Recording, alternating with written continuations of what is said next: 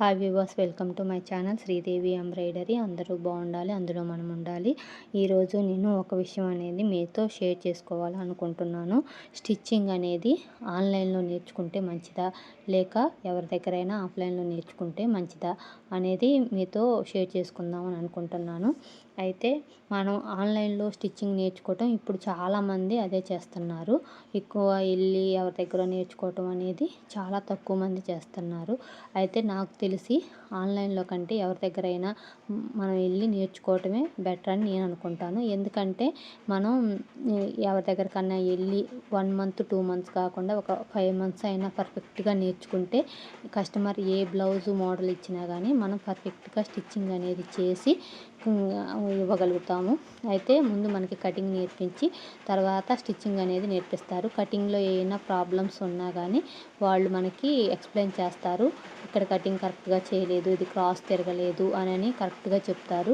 వాళ్ళు ఏంటంటే మనం కటింగ్ చేసినప్పుడు దగ్గరుండి చూస్తారు కాబట్టి మనం కరెక్ట్గా తీస్తున్నామా లేదా క్రాస్ అనేది వాళ్ళు చూసి చెప్తూ ఉంటారు.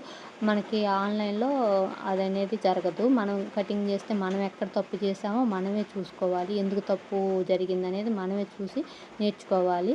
అందుకని మనం ఆన్లైన్లో కంటే ఆఫ్లైన్లో అంటే ఎవరి దగ్గరకన్నా ఎక్కువ నేర్పించే వాళ్ళు ఉంటారు కదా, వాళ్ళ దగ్గరికి వెళ్ళి ఒక 5 మంత్స్ అనేది నేర్చుకోవాలి. 5 మంత్స్ అని ఎందుకు అంటున్నానంటే 1-2 మంత్స్ సరిపోతుంది కదా. ఇప్పుడు ఎక్కువ టైలరింగ్ క్లాసులు అనేది గవర్నమెంట్ కూడా నిర్వహిస్తుంది కదా.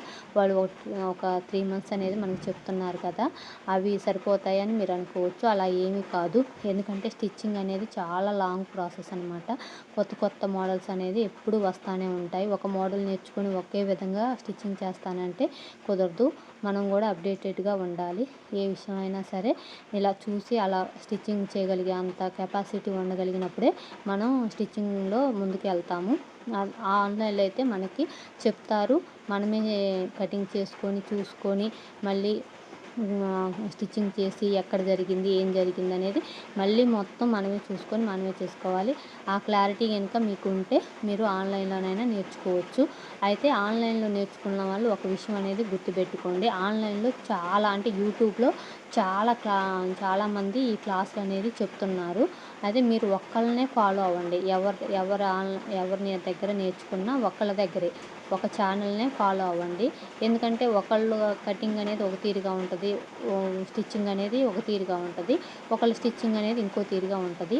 అందుకని మీరు 2-3 ఛానల్ చూసి వాళ్ళు ఏంది ఇలా చెప్తున్నారు, వీళ్ళు ఏంది అలా చెప్తున్నారని అనుకోవద్దు.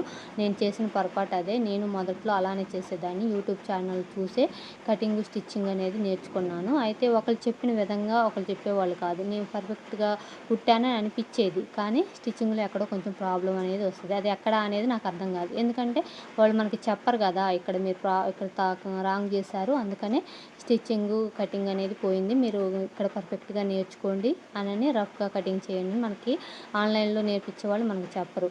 అదే మనం ఎవరి దగ్గరకన్నా వెళ్ళి నేర్చుకుంటే వాళ్ళు చూసి ఇంకో ఇక్కడ తప్పు జరిగింది, అందుకని మీ బ్లౌజ్ అనేది పాడైపోయిందని వాళ్ళు కరెక్ట్గా చూసి చెప్తారు. అప్పుడు మనం మళ్ళీ ఇంకోసారి పొరపాటు అనేది జరగకుండా మళ్ళీ కటింగ్ స్టిచ్చింగ్ అనేది నేర్చుకోవచ్చు. లేదు మేము పర్ఫెక్ట్గానే చేయగలుగుతాం, మేము చేసే తప్పు ఏదో మేమే గ్రహించగలుగుతాం, అంత టాలెంట్ మాకుందనుకుంటే మీరు ఆన్లైన్లో కూడా కటింగ్ స్టిచ్చింగ్ అనేది నేర్చుకోవచ్చు. ఆఫ్లైన్లో నేర్చుకుంటే మనం కొంచెం ఎక్కువగా బాగా నేర్చుకొని బాగా స్టిచ్చింగ్ అనేది చేయగలుగుతాం అనేది నా ఒపీనియన్. మరి మీలో ఎంతమంది ఆన్లైన్లో నేర్చుకున్నారు, ఎంతమంది ఆఫ్లైన్లో అనేది నేర్చుకున్నారు అనేది నాకు కింద కామెంట్ రూపంలో తెలియజేయండి. ఎవరు ఎలా నేర్చుకున్నా మనం కస్టమర్ బ్లౌజ్ ఫినిషింగ్ అనేది కరెక్ట్గా ఇవ్వాలి. మనకేంటంటే మౌత్ పబ్లిక్ అనమాట. ఒక స్టిచ్చింగ్ చేసి ఇస్తే వాళ్ళు కరెక్ట్గా చేశారు అని జనం చెప్పుకుంటే మనకి వేరే సోషల్ మీడియా అవసరం అనేది ఉండదు. వాళ్ళే మనకి మామూలుగా కస్టమర్స్ని తీసుకొస్తారనమాట. ఒక స్టిచ్ కనుక మనం కరెక్ట్గా చేయలేకపోయామంటే అదే మనకి బ్యాడ్గా మారుతుంది.